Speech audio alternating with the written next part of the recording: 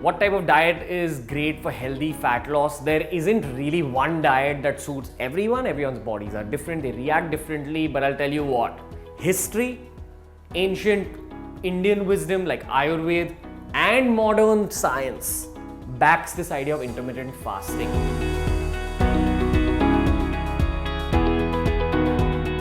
It's a way of eating where you give your body a certain duration of not eating anything. So you can only drink water in that phase and nothing else. A minimum of 12 hours you don't put food inside your body, and the remaining 12 hours you can eat a little bit. Now, if you can stretch your fasting period where you're not putting anything inside your body to about 16 hours and eat only for 8 hours, nothing like that, that's also fantastic. But a minimum of 12 hours is a must. Don't put any food inside your body. It allows your body to heal itself.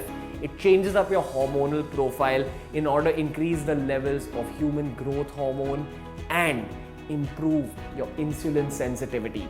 Let's keep the science aside. It basically means that your body is in a better place to burn off fat and put on muscle. That's the power of intermittent fasting. Every single religion in the world, every single spiritual school in the world always promotes the idea of intermittent fasting for the same reason. Modern scientists are doing the same. It can be an absolute game changer if you adopt this lifestyle. But of course, try keeping your food clean, minimize your refined sugar intake, minimize the maida you're eating in your diet, and try minimizing your fried food.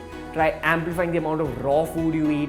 Try amplifying the amount of complex carbohydrates you eat, like wheat, brown rice, unpolished rice as they call it, sweet potatoes. And of course, goes without saying, every single meal of yours should include some amount of lean protein, some white meat, paneer, legumes like chole, rajma, things like that. Include those in your diet.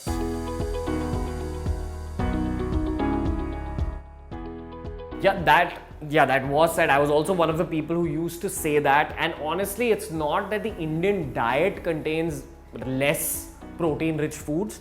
It's modern eating habits that contain less protein-rich foods. For example, if you eat a lot of raw vegetables, lots of raw fruits, lots of legumes, nuts, seeds, you'll hit your protein requirements. You'll be on mark with your protein requirements. But if most of your diet consists of maida, white rice, idlis, dosas, carbs on carbs, pastas, having chapati, and in the same meal having carbohydrate like rice, that's what messes up your body.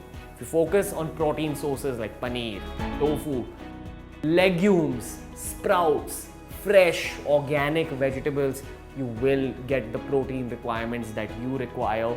This whole concept of, hey, vegetarianism doesn't give you protein is basically a theory from the West.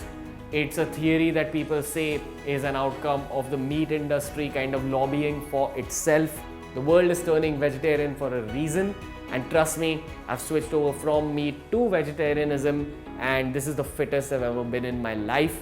But I'm very educated about what I put inside my body. So the goal is actually education, educating yourself in correct fitness science, educating yourself in correct eating habits.